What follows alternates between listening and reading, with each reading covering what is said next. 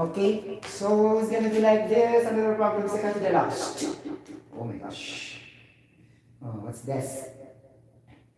Okay, asa naman itong akong mga ano? Akong i-gather an answer para challenging. If it doesn't match, then I am wrong. Okay? So, ganon. So, sorry to say this because if I will prepare, then it's useless. For the purpose only of, trying to know, you are trying to know everything, but it's not. Something like that. You get the point? Pretending. Okay? Pretending that you know, but actually you don't know because you are just following what's being discussed or what's being reflected in the books like that. Okay, you should solve on the spot to measure your, what do you call this one? Analytical ability. Oh, ganon. So, question number 3. Oh, diba? So, a synchronous. I researched this because I don't know what's this all about for the theory. But not with the equation, but only for the theory. Geosynchronous satellite. Wow. I memorized this because, this is technical term and it has to do something with the formula also. Okay? What is that? Very difficult, right? Synchronous. Geosynchronous satellite. Wow, nakakaloka. Because this is also the first time I encountered this term. This is a type of satellite. Geosynchronous satellite. Okay. Geo meaning just like a geology. This is a prefix. Okay. Prefix, right? If you put that in the prior to the word, it is prefix, right? Because pre. Okay. So this prefix. Not suffix is at the last, right? For example, junior, senior. That is suffix put in the last. But prefix, it should be before. Okay. Prehistoric area, meaning before. Okay? Something like that. Diba? A little bit of English also. Okay, satellite is one, ganon. Okay, is one that stays, nakakaloka. That stays above. Okay? Ay, preposition, right? Above. Okay? The same point. Okay. It will help a lot for the sketching or schematic diagram if you understand the preposition. Okay? On the equator. Andiyan na naman yung equator. Okay. Ganon. Diba? Equator of the earth. Wow, bongacious. Okay. Ganon. So what is the period? What? Period agad? What is the period? Okay.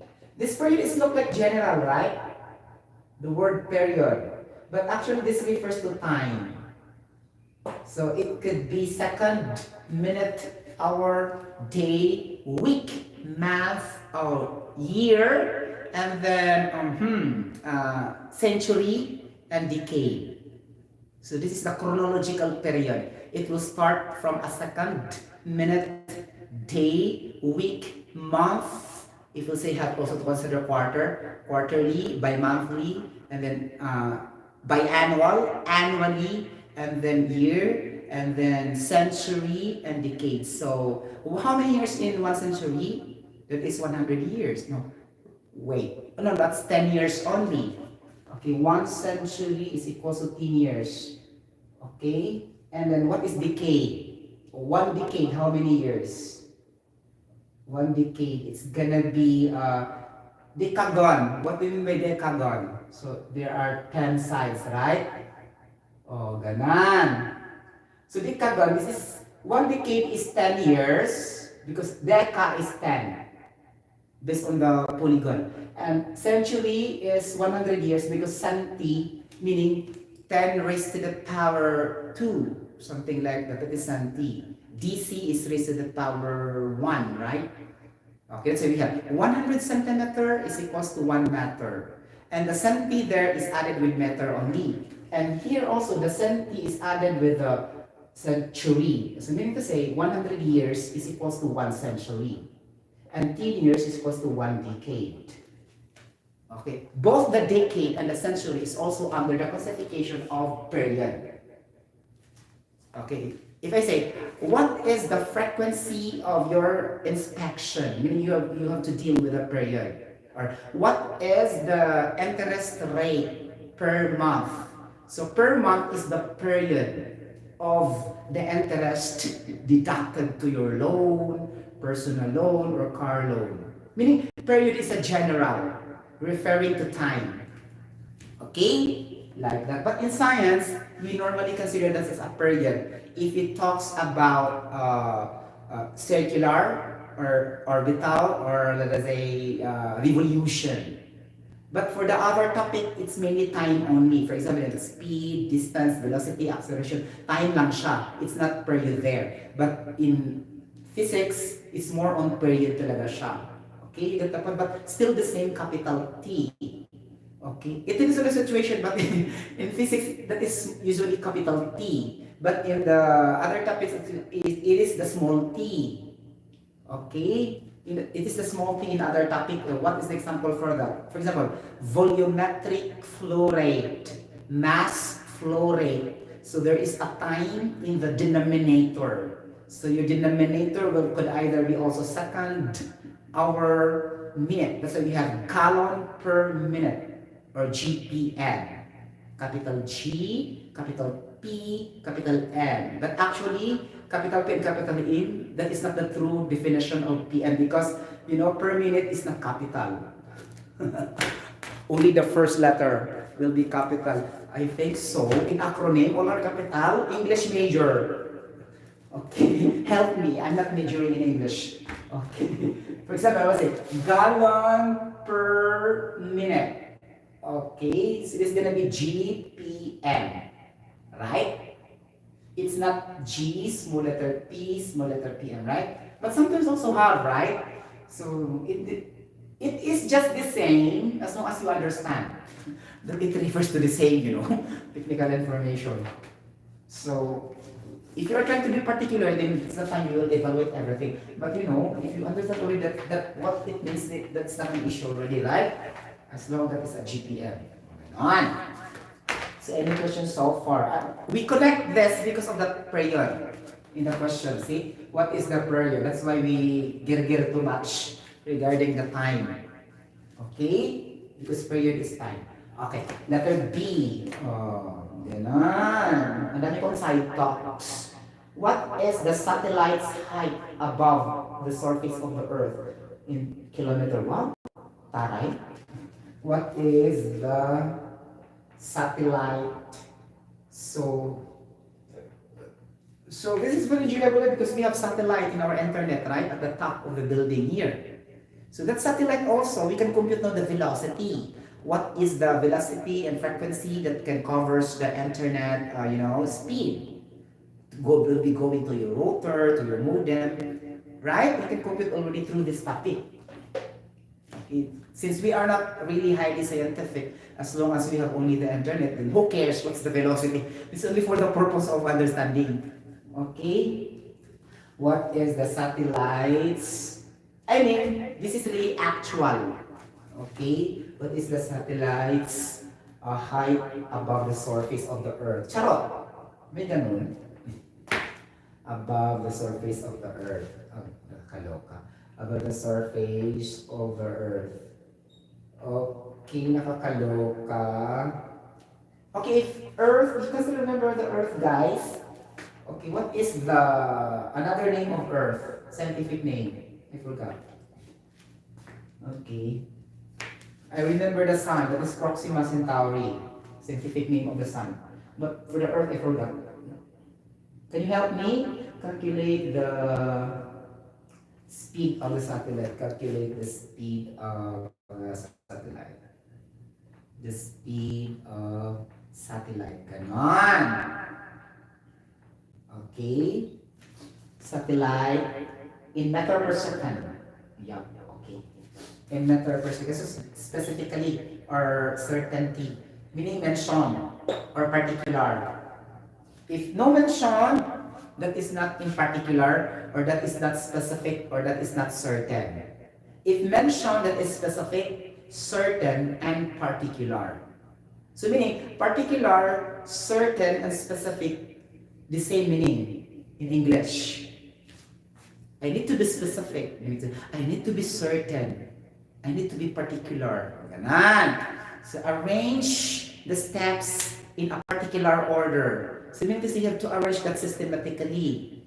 Okay, in specific order. Okay, so things like that, especially in enumeration, a type of exam. Enumerate the different types of forces. Ganon. Diba? In our subjects before, there's a lot of enumeration from 1 to 100. Ganon.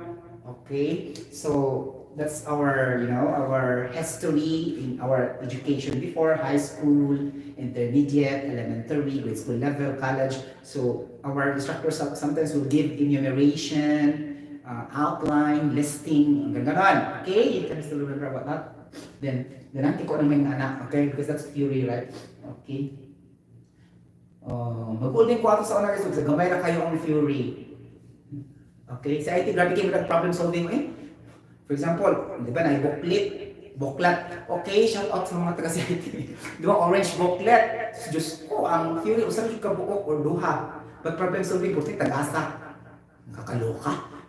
1, 2, 3, 4, 5, na ganun. Tag-okay points, 50 points. Makakansi dyan ko pirmi kay, di ba kay kuhanas o compute. Okay, theory biya dyan ko. Theory, principles, and concepts. Okay, but come out ko, but not that really very high. Little above average, but not superior. Nakakaloka.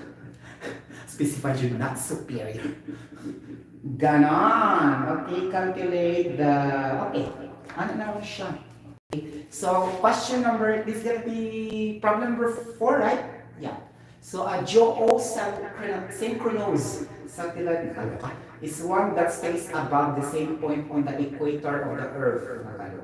What is the period and what is the satellite's height above the, what's this? Surface of the Earth in kilometer. Wow, so shy. In kilometer. Let us see. Calculate the speed of the satellite in meter per second. So we have 3 questions. So period. Actually, guys, ang period natin, period is equal to the reverse of the frequency. Our unit of frequency is hertz. H-E-R-T-Z. Meaning, hertz is equal to vibration per second. Okay, this is the unit. Okay, this is also equal to 1 hertz. Is also equal to 1 cycle per second in terms of motor pump. For example, centrifugal motor pump, stationary motor pump, or rotating equipment, like the blah blah blah, so on. So this is cycle per second. Okay, and we have also in terms of the movement of electrons flow, such as the sound, also the particles of a sound, it's gonna be oscillation per second. You have to maximize the unit of hertz so that you can understand. Okay, you will not only limit for the 1/second. You should know the totality of the formula of hertz so that when practical electricity type of question in the examination, you can answer. Okay, so oscillation per second. So you need to choose whether it is vibration per second, cycle per second, oscillation per second. These are all hertz. It is 1/second. Okay, this is standard but not limited. Sometimes it will be 1/minute, 1/day, 1/week, 1/month, 1/century, 1/decade. Same story with that all period. Okay, and then you convert so that it will become 1/second. So this is tricky part of the problem because the problem in the future examination, they will give the not familiar, for example, 1/decade. It will take 10.5 decade to produce like this in the motor pump. What is the frequency like this? Maglibo ka, di ba? But actually you can do that because you know the value of second, decade to second. So decade, as I told you, 1 decade is equal to 10 years, mga ganon. 1 year is equal to 365 days. O, ganan. 1 day is equals to 30 months. O, how many weeks in a month? There are 4, something like that. How many days in a week? And then, but then, hours to minutes, and then minutes to second. All you have to do is to be patient until you can get 1 over second, which is the standard unit of hertz. H-E-R-T-Z. Okay. So meaning to say, if the question was like this, what is the unit of measurement of frequency? You can answer directly. Identification. No need to multiple choice. You will say hertz. Perfect. Ganon. So that is the relevance of theory, concepts, and principles. Okay. Now since we have geosynchronous, this means technically as 24 hours. Meaning it has 1 rotation in the Earth of 24 hours. When you encounter this technical term, geosynchronous satellite. Okay? If there's no geosynchronous satellite, ito pataka. Hindi po na siya 24 hours. Okay? This is only exclusive to the description or the adjective referring to the kind of that satellite. It is geosynchronous satellite. If there is no like this, don't force the 24 hours. Okay? Just only for geosynchronous in this kind of problem that we assume 24 hours. Okay. Now, memorization immediately. Even though I will not compute, what is the per units? I will say 86,400 seconds. Because I memorized already the seconds of 24 hours. How many seconds? Okay. So I will never compute anymore because I memorized already. It is 86,400 seconds. Okay. Like this. Di ba makasave time? Okay, what is the satellite height above the surface of the Earth? Charara. Mag-draw na po ka, mga palangga kuhitan. Ganon. Ay, naku. Okay. Height. So this is your satellite here. It will circular. The satellite is circular in nature, ha? Like that. This is our Earth. See, planet Earth. We are here inside Earth. Charot. Okay, now, what is being mentioned? The data here. What is the satellite's height above the surface of the Earth in kilometer? This is very amazing. Why? There's no given. Okay? This is the thing, guys. Okay? So, there's no even a single figure so that it will help us to compute. So, this type of problem is highly theoretical in nature. That you already memorized and understood the different standards with respect to the topic of gravitational force. Right? Yeah. It's gonna be like that. So we have the mass of the satellite here. There's no given at all. Nakakaloka. Sakit sa ulo. So what is the satellite's height above the surface of the Earth in kilometer? Okay. What is the satellite's height above the surface of the Earth? So this is the height. Okay, from the satellite going to the Earth, or H. Meaning, this is the latitude. Okay? And then from the center of the Earth, this is your radius. Okay. So we will say the distance between the massive centers of the Earth and the satellite is equal to the D, capital D. This is the distance. Like that. Now, if you solve for the mass of the satellite, then you have to use the centripetal force equation. Again, I will try to emphasize this. You only use the centripetal equation for the satellite, not for the Earth. Okay? Because it will not follow the same behavior. Okay? Here in the Earth. Okay? Because in the centripetal force, it doesn't conclude the gravity there. But in the mass of the Earth, there's a gravity there. Okay? The gravitational force. Ana lang siya yung pagsagot. Basta Earth, Earth, Earth, Earth, chuba, chuchu.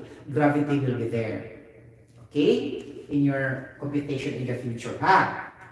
Basta mag-issue galing Earth. What is the motion in the Earth? Kay Earth, gravity na yun, automatic. Okay?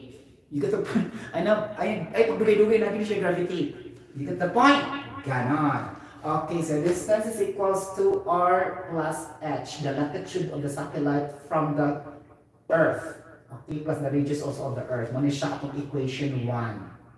Okay, here, this is illustration. Now, I will say, okay, how can I compute for the satellite? So, I will say centripetal force. So, centripetal force of the satellite is equals to the mass of the satellite times the velocity of the satellite raised to the power 2 over the distance of the satellite, which is the radius of the satellite. Okay? The distance of the satellite is simply also the radius of the satellite going to the Earth, about the surface of the Earth. Okay? Ganon. Because this is gonna, see, this centripetal force mv squared over r. Take note guys ha, ang radius sa centripetal force, it's not being squared. Don't be confused with the gravitational force. Okay? Like that. Only the gravitational force distance are being squared at the denominator. Okay, klaro ha? Okay. Now, centripetal force is equals to the mass of the satellite. It's not mentioned. Right? And you cannot assume there's no experimental evidence that there's already the mass of a satellite. Okay, this is not specific. Okay? So you have to put mass of the satellite. It's not mentioned, right? See, wala man siya giingon. Oh. Then the velocity of the satellite, ganon. And then your radius. Okay, ganon siya, makalangga kong hitag. So radius. Oh, ganon. Nabatay yung radius sa satellite, giingon ba ni Ari? Wala sad siya. Okay, this is your equation 2. Okay, so we have now 2 equations. Okay, how many equations we need to use? We still need 2, right? Or 1? It will be enough, right? So we have the gravitational force. Gravitational force of the Earth. Earth na yun. The mass of the Earth. Let's say, capital M. Times the mass of the satellite. Why? Because in the gravitational force formula, 2 masses will be considered there. The one that will is attracted to that object, and the other one is the object itself. Always 2 masses. Again, there are always 2 masses in the computation of the gravitational force. Okay? Ganon. So times the mass of the satellite over the r squared. The r is the distance, it's not the radius. Be careful.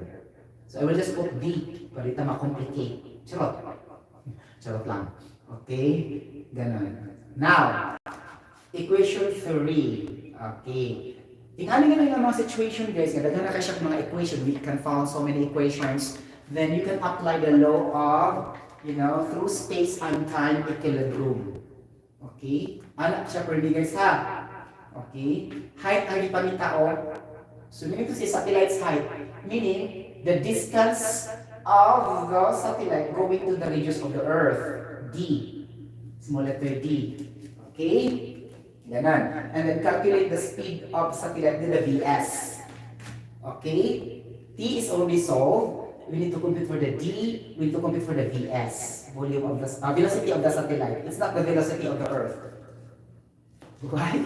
Because the Earth will not be considered there. Because it is the reference in which the satellite is rotating.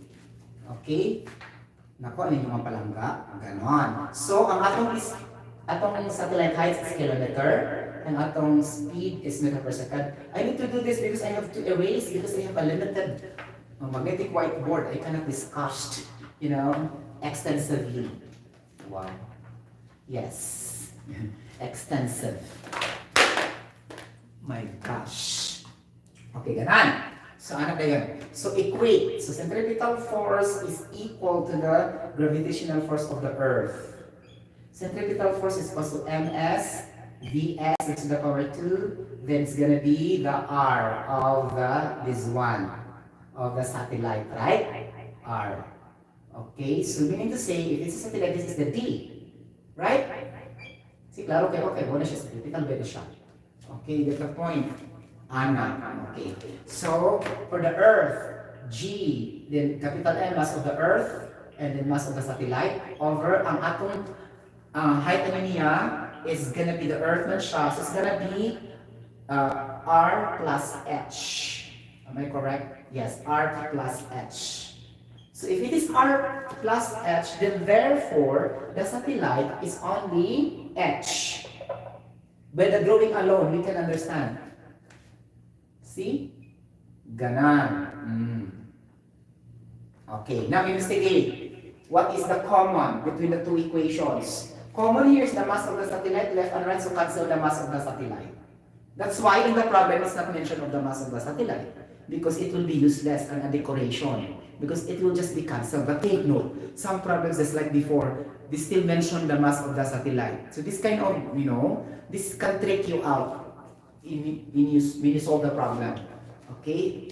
This cancel the mass of the satellite. What will remain? The mass of the Earth. What is the mass of the Earth? As I told you, we need to memorize by standard. So that is 5.97 times 10 to the 24 kilogram. This is highly experimental, meaning that this is not changeable. Okay? All people in the whole world will agree that the mass of the Earth is 5.97 times 10 raised to the power 24 kilogram. Technically. Okay? Undebatable. Okay? G is your gravitational force constant, 6.67 times 10 to the negative 11. Then, Newton meter squared kilogram squared. This is also undebatable and standard constant all over the world. Meaning all universities, all schools all over the world are using the same standard. Okay. Now, over R plus H. So what is the R here? Okay. The R here would mean the radius of the Earth. It's here, the radius of the Earth. So again, memorization, the standard radius of the Earth, that is 6.38 times 10 to the 6 meter. Meaning to say, the problem has no data because it is understood that you memorize all the standards with respect to the planet Earth. Okay? The radius, the mass, and the gravitational force constant. Okay? Right? Now, atong problema din yun ang H na lang, which is the height of the satellite. So you can compute because you can substitute values here. Okay? Like that. Hindi ito po ito ang talaga kung hitad. Yeah. Ganon ang may tabo na hihigayuna. Okay. So, we can solve for the H here. H here, we have the mass, blah, blah, so on. So, but we have still the VS, the velocity of the satellite, we don't know. And the height, we don't know. So we need to add one more equation so that we have we have 6 equations to be used here. Okay? So what is the other one? So meaning to say the velocity of the satellite. So actually I memorized already, but we need to derive. It's okay. Like that. So we need to derive. Okay, sorry. Okay. It's gonna be like this. Centripetal force mv squared and gonna chupa. Okay? Ano na to? Okay. So centripetal force mv squared over r. And then gravitational force, we have g m1 m2 over r squared. Now m1 and m2 is common with each other. Let's put that simply as the capital M, which is the mass of the Earth, and the other one is the small letter m. Or you can say mass E. M-E subscript meaning the mass of the Earth. But to make it more precise, you need to make capital M is the mass of the Earth and a small letter m. Because when you multiply this one, it's going to be mass raised to the power 2. Okay, now, take note of commonality or the common. Left side and cancel. Right side and cancel. In ano ginasya from the guys, this is standard all over the world. You need to know the left and right so that you can cancel, you can simplify the equations. This is the technique of derivation of equation.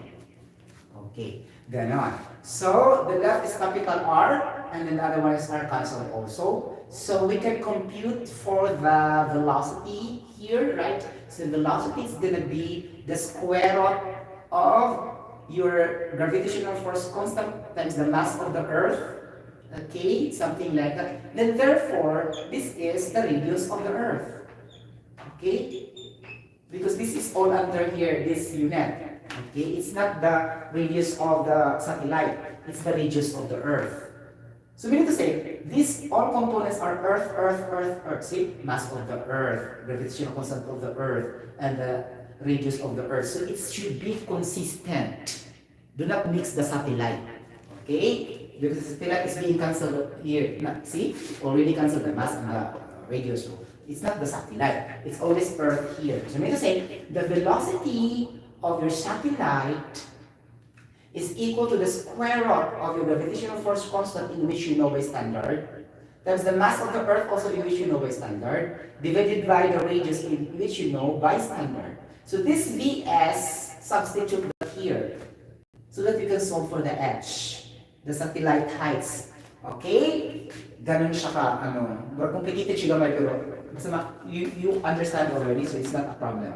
Okay? It's gonna be like that. Okay? So pwede naman i-memorize mo na the velocity of the satellite is equal to the square root of the mass of the Earth times the gravitational force constant over the R. Ganun. Just like the roots mean square velocity, okay, on the ideal gas law in the kinetic molecular theory. You said square root of 3/2 R, the universal gas constant, right? Something like that. And you can equate that also to the compressibility factor Z in the ideal gas. And then you can relate that also to the non-ideal gas with the van der Waals equation of non-ideality of the gas. Okay, it's gonna be like that.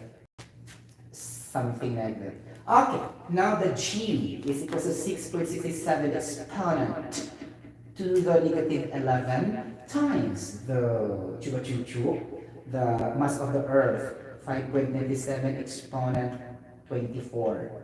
Ganon. Pag-ask kayo siya, guys. No problem. Do it patiently. Charot. Times, 6.67 exponent to the negative 11 is also divided by, nakakaloka, radius is 6.38. Okay, ano lang siya. Be careful guys, it's always the calculator that made you wrong. Me also before in the past. It's the pressing of the calculator, and sometimes when you substitute, okay, usually that's the mistake.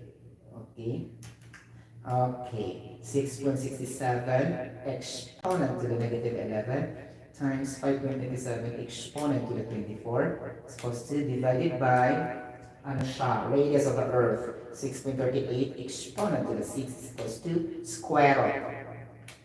7,900 is your velocity in your satellite. So you compute already here, right? In your second question, 7,900 meter per second, your velocity of the light. Now calculate the height here. So substitute all the values and you can compute for the height, the h of the satellite. Okay? Ganon. So substitute values sa tama talaga. But before substituting values, we need to put everything. Okay. Velocity, 7,900 versus the power 2 is equals to the G, gravitational force constant 6.67 times 10 to the negative 11, mass of the Earth, 5.97 exponent to the 24, something like that. And we have also, okay, this two quantities only, like that. And then this comes the h here, okay. And then the radius, the r of the Earth, 6.38 times 10 to the, 6 plus h. Oh my gosh, linear equation. Okay, do this by what? Okay, do this by multiplying with both sides so that you can cancel somewhere along the way. Okay? Mumani ang math per me. Okay? Or test cross multiplication. All both sides multiply by 6.38 times 10 to the 6 plus h. So that it will be cancelled here, the other in the right. So what will be remaining here? So it times din na mo siya para. So it's gonna be, okay, here's the part 2 pa man siya. Okay, ganon. So, times 6.38 exponential to the 6. 3.58 raised to the power 14. Then to the 14. And it's gonna be over h. Okay? And then 6.67 times ganun siya chuba-chucho. Simplified na siya. So 6.67 exponent to the negative 11, chararat, okay, times 5.97 exponent to the 24 is equal to ganon, 3.9814, ganon. Okay, 3.98 times 10 to the 14. So what is your height? Ano na yun? Makapit na mo siya. Ano na kay height na ligayo na? Okay? Or, kung saan mo ano mo siya gata? R plus H is equals to D. Okay? And then compute for the radius of the Earth. Okay? And height na lang mong problema sa satellite. So, kung ano mo ang equation sa satellite, pwede mo ni siya. Okay? Parehas naman ni siya, guys. Okay? Ano din ang satellite ay Okay, so ano man to siya, di ba? Ah, satellite FC equals to mv squared over r. Di ba? Ganon. So, naman kayong anak, so FG na yun. Okay, naman kay, cancel naman na siya, v squared na lang na siya, di ba? Naman to, so v is equals to, the mg. Ganon. Di ba? So, makuha din namin mo siya ang imong velocity. Na naman kay velocity, oh, perfect na na yun. Na kay r. Oh. Ang imong buhaton ng higayon na, iditso na lang na nimo kay pwede rin sa gyapon. So, centripetal force is equals to the mass of the satellite, velocity of the satellite raised to the power 2 over the katusyang sa satellite r plus h. Okay? Or pwede lang gyapon h. Okay? Kaya apil naman to nimo ang earth, so h lang siya. Okay, after that, i-add nimo para makapag-total distance. Ganun lang siya. Okay? Ito tapos mga palaga kwitan. Okay? Okay. Ang satellite man siya, apil man siya dito ang R niya. O, diba? Ganon. O, sige. So, ano na ito pag-solve nyo ngayon na. And then we have mass, okay, G, okay, mass of the earth, and then this gonna be R squared. Right? So, iba na yung sudlan nila yung guys ha, mga bali-balis, chuba-chuchu ha, pwede ka maglisod. Okay? Cancel na yun. Tarat. Ganon. So, 7,900 raised to the power 2, and then radius 6.38 raised to the power 2, diba? Okay, anak na yun. Then, h plus r, so yun h plus 6.38 raised to the power 6. Okay, then multiply mo sa both sides of the mass of the earth na 527 times 10 to the 24 ganon, and mass of the gravitational constant is 6.67 ganon times 10 to the 11 mo siya. Okay, so it's gonna be distribution multiplication guys, distribution multiplication siya guys. Okay, 6.67 exponent negative 11 times 5.27 exponent to the 24. So this is gonna be 3.9814. So 3.9814 h plus anak pa siya, this quantity here. Distribution na. Okay, multiplication. Okay, times 6.38 exponent to the 6 ila siya. O 2.54 anak na yun. So 2.54 exponent to the 21. And then, here is this value. Ilan na siya. Okay, 7,900. Huge exponent guys. In this topic, very huge exponent. Scientific calculator will do. Okay? Okay, times is equal to, okay, 6 point, ilan siya guys? 1, 2, 3, 4, 5, 6, 7. So 6.24 times 10 to the 7, i-multiply pa mo siyang 6.38 times 10 to the 6 raised to the power, okay, raised to the power 2. Okay, anak mo na siya. Diba? Okay, radius man. 2. Okay, ito pa na mo siya. Okay, ano, anak na yun. 6, 38 exponential to the 6, okay, is the power 2 times 6.24 exponent, okay, 7, di ba 7 lang siya, okay, ganon. So we have 2.54 is equal to 51, i-minus mo siya dito, so minus 25.41 is equals to divided by 3.9.81, ano rin kayo height ng higayon na. So makuha rin imong height, na naman kay distance, na kay radius, 6.38 here. Na kaya makuha din mong h diri ari, kaya mamali mong h diri ari. Okay? You get the point? Ana. So makuha din mo imong h. Kani siya mo na imong h diri ha. So samo kay siya kasi gamay na jud ko magnetic board. Di ba? So I cannot explain too much. But let's make it again. Because it's very crowded. Nakakaloka. Di ba guys, crowded kayo siya mga palangga kumitan, no? Di ba? Ganon. Okay. So, it's gonna be like that. So, Ato ni siya multiply kaya 7,900, yung ganon. Okay. Ato dyan ni siya ikuan banaon kuya marong ta. Okay. Okay, ganon, times 10 to the 24. And the radius is 6.38 raised to the power 2. Ganon. Para to ang h, karon lang natin d. Okay, anak. Diba? So, sa amin na to. So, 790 exponent. Guys, I repeat this again because so huge exponent. So, diba? Masaya na ganito naman. Balik na kung ka. Okay, diba? 6.241 times 10 to the 7. And then, ganun siya na h. Ano lang. Okay? So, hindi na naman siya exponent. Mo naman siya may tawag na hindi yun lang. Exponent negative 11 times 5.87 exponent to the 24 is equals to, diba? O ganan. So, 3.9814 na lang siya. And this is h.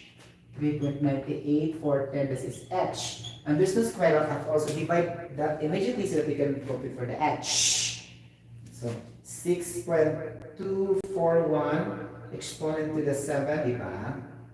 6.24 exponent to the 7 divided by 3.9814 na lang siya. Wala siya exponent. Okay. Again, kasi na siya exponent. Diba? Tatas mo ka exponent, guys. Nakalula. Exponent to the 24 is equals to, na siya 14. Okay. So, ana din siya sa 6.241 exponent 7 divided by 3.9814 exponent 14. So, it's gonna be 1.56 siya ang imong height. 1.56 times 10 to the next 7. Ana. I-add mo siya dili-ari. Kani siya 1.56 and 10 to the negative 7 plus 6 to the 38, and this is your distance. This is your height of your satellite. Okay? Ganon siya, guys, ha? Oh, di ba? Yup, ganon siya. Okay, ano naman siya, oh. Muna siya ang center. Oh, di ba, radius, na muna yung kuan. So, ang sa satellite, dire-ari. And then, ang total, kani siya ang D. So, muna siya. Yes, dire-ari, or dire-ari. This is the term of compute. Okay? Hindi ka po mga palangga. Kaya mura man nagyapon, hindi naman na siya. Okay, anak siya. So, ang difficult part is only for the satellite's height. So, you need to illustrate. Okay? And be careful what is the rate, the distance. Okay? Ganon. Diba? Yep. Ganon siya mga palangga. Okay? Kaya anak man na siya, guys. Kaya kanina yung satellite is nadarabay ang center dire-ari. So that means, ang iyang radius from outside the above surface of the Earth. So, mo na iyang R. Ayun, i-appeal ang radius sa Earth when you compute for the distance of the centripetal force in this squared over R. This R here is the R from here to the center of your satellite. It's not for the center of the Earth. For the center of the Earth, and this one is your total satellite's height na lang siya. Okay? Anak, so kung sabtani mo ba, sa kutub yan kung ano, i-add. Okay? In Earth food, it's only the radius of the Earth in your gravitational force. You don't have to include also the distance from from the surface of the Earth going to the satellite because it is from the satellite. Do not mix up. Okay? Anak lang. Okay, any question so far? Mapalamamitan. Nothing, right? So, talagang tapos na ba tayo? Yes. I have still one more. If you like this video, then you can share to anybody else. And then you can comment down below in the comment section. You can share to anybody else. And you can subscribe to my channel if you haven't subscribed yet. And then you can click the notification bell for some years after 7 Singer. Remember, everybody, that Jesus loves you. Thank you so much. God bless everybody. Hello.